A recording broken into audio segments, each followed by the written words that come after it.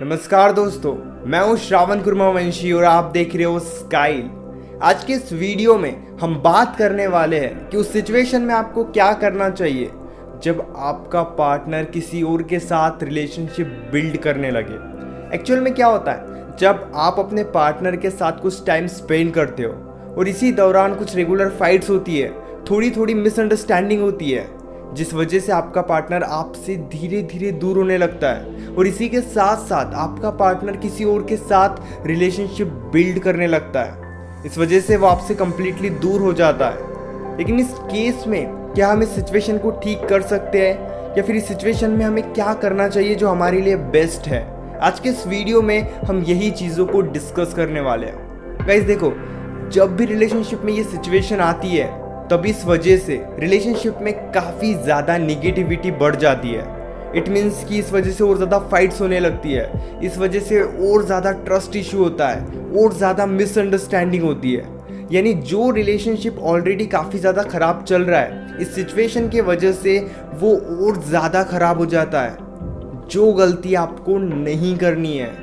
Guys हाँ, I know कि सुनने में काफ़ी ज़्यादा टफ है कि उस सिचुएशन में हमें सही से रिएक्ट करना है जहाँ पे खुद का पार्टनर किसी और के साथ रिलेशनशिप बिल्ड कर रहा होता है। लेकिन ये बहुत ज़्यादा ज़रूरी है क्योंकि इस सिचुएशन के वजह से रिलेशनशिप में काफ़ी ज़्यादा निगेटिव वाइब्स आने लगती है, और अगर आप उस निगेटिविटी के साथ एक्स्ट्रा निगेटिविटी और ऐड कर रहे हो तो आपका रिलेशनशिप कंप्लीटली और बहुत ईजीली ख़त्म हो जाएगा। अगर आपके बीच में बहुत ज़्यादा फाइट्स हो रही है तो इसका बेनिफिट किससे होगा? थर्ड पर्सन को, क्योंकि आपका रिलेशनशिप ऑलरेडी काफ़ी ज़्यादा वीक है और फाइट्स के वजह से, मिसअंडरस्टैंडिंग के वजह से और ज़्यादा वीक हो रहा है। इस वजह से क्या होगा? थर्ड पर्सन का रिलेशनशिप और आपके पार्टनर का रिलेशनशिप और ज़्यादा स्ट्रॉन्ग होने लगेगा। गाइस देखो, आई नो कि इस सिचुएशन में सही से रिएक्ट करना हमारे लिए बहुत ज़्यादा मुश्किल होता है। सोच समझ कर रिएक्ट करना कहीं ना कहीं सिचुएशन में इम्पॉसिबल होता है, लेकिन ज़रूरी भी यही है। जो हो रहा है हम उससे कहीं ना कहीं बदल तो नहीं सकते, बट हाँ कंट्रोल में ले सकते हैं जो भी सिचुएशन अभी चल रही है। एग्जैक्टली एक चीज़ को समझो, अगर आपका पार्टनर आपसे धीरे धीरे दूर जा रहा है और आपके बीच में इस वजह से बहुत ज़्यादा फाइट हो रही है, थर्ड पर्सन के वजह से बहुत ज़्यादा मिसअंडरस्टैंडिंग हो रही है, तो इससे क्या होगा? आपका पार्टनर और ज़्यादा तेज़ी से आपके लाइफ से निकल जाएगा और इसी वजह से वो इंसान किसी और का हो जाएगा। यानी थर्ड पर्सन और उनका रिलेशनशिप और ज़्यादा स्ट्रॉन्ग हो जाएगा।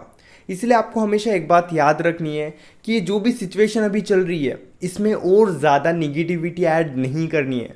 सबसे पहले आप पता करो कि एग्जैक्ट ये क्यों हो रहा है, इसका रीज़न क्या है, गलती किसकी है। अगर गलती खुद की है तो एक्सेप्ट करो, और अगर गलती उनकी है तो एक्सप्लेन करो, उन्हें सही से समझाओ।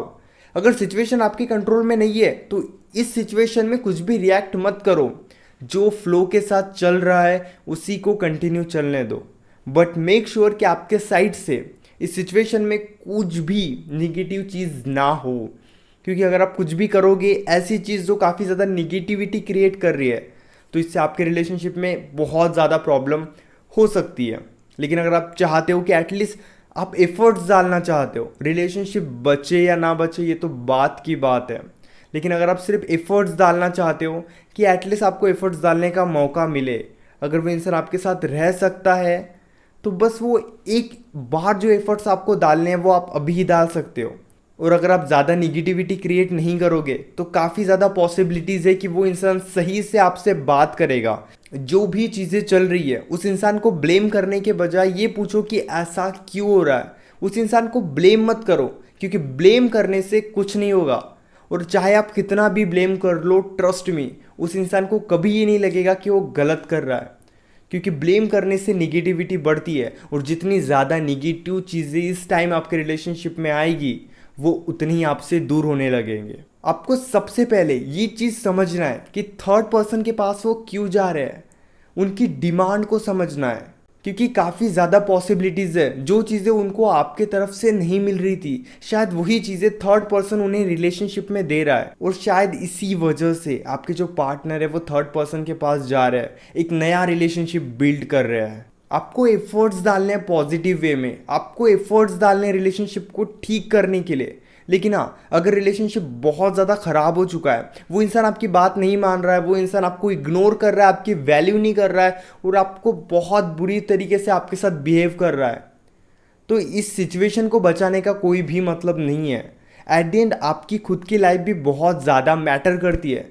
इसलिए आप ये चीज़ समझो कि अगर आपने एफर्ट्स डाले हैं, आपने बहुत सारी चीज़ें ट्राई की है, तो फिर काफ़ी ज़्यादा बेटर यही रहेगा कि आप मूव ऑन करने पर फोकस करो।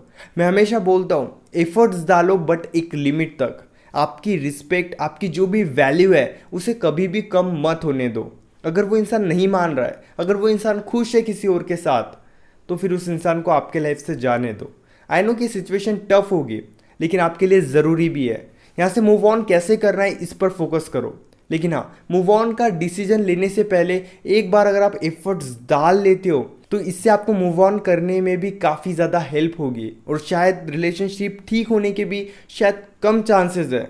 लेकिन अगर आप सही तरीके से एफर्ट्स डालते हो तो हो सकता है ये चीज़ें भी ठीक हो जाए। मैंने कई सारे वीडियोस बनाई है कि सिचुएशन में आपको एग्जैक्टली क्या करना है। उन सभी वीडियोस के लिंक मैं डिस्क्रिप्शन में दे दूंगा।